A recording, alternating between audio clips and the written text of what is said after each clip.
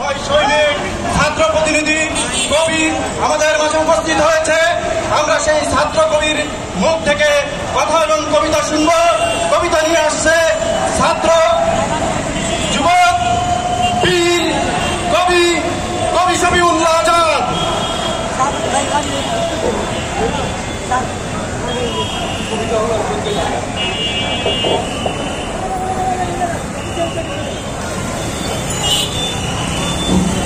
আমার একটা কথা সবসময় মনে পড়ে, সবকিছু মনে রাখা হবে। যখন এই শাহবাগ চত্বরে আমি যখন ছোট ছিলাম, তখন অনার্স সেকেন্ড ইয়ার চলে আমার, এই শাহবাগ চত্বরে এসে চোখের পানি ঝরিয়েছিলাম। আর সেদিন আমি এই কথাটি মনে মনে বলেছিলাম, সবকিছু মনে রাখা হবে। এই শাহবাগ চত্বর তোমরা রাজাকার শব্দে কলুষিত করেছ, এই রাজাকার শব্দে তোমাদের পতন হবে এই শাহবাগ চত্বর থেকে। তারপর ক্যাম্পাসে যেদিন রাজাকার শব্দের স্লোগানে মুখরিত হলো, সেদিন চোখের পানি ধরছিল আর বলেছিলাম, আল্লাহু আকবার, সেই রাজাকার শব্দের বিজয় আজ সন্নিকটে। তোমরা মানুষদেরকে একটা সস্তার ট্যাগে ভূষিত করতে চেয়েছিলে, তোমরা বিপ্লবকে একটা ট্যাগের মধ্যে তোমরা বন্দী করে রাখতে চেয়েছিলে।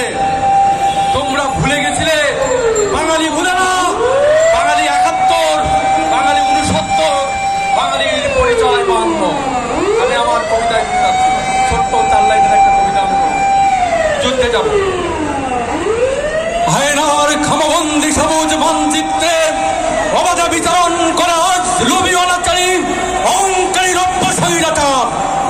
অগ্নিদ্রয় চলতে স্বদেশ, পুরছে মানুষ, পুরা মানুষের সাজালো গন্ধে, স্বজন হারার আত্মনাদে, কুমট বাতাস, খুন গুম গুলি টিয়ার গ্যাস, লারিস লাশের ভৈরব।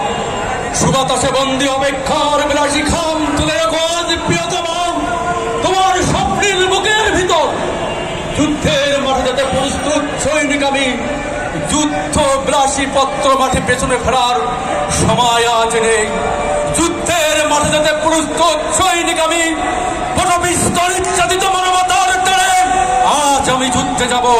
হায়নার কপট বিষ-দাঁত ভেঙে দিয়ে প্রজন্ম প্রকল্পে উদ্ভ্রান্ত কারণে সমস্ত কুড়িগুলো নিরাপদ রেখে যেতে সময়ের বুকে সময়ের পিঠে চাবুক মেরে মেরে মিথ্যাভরের পিঠ রক্তাক্ত করব। আজ আমি যুদ্ধে যাব। ধন্যবাদ সকলকে।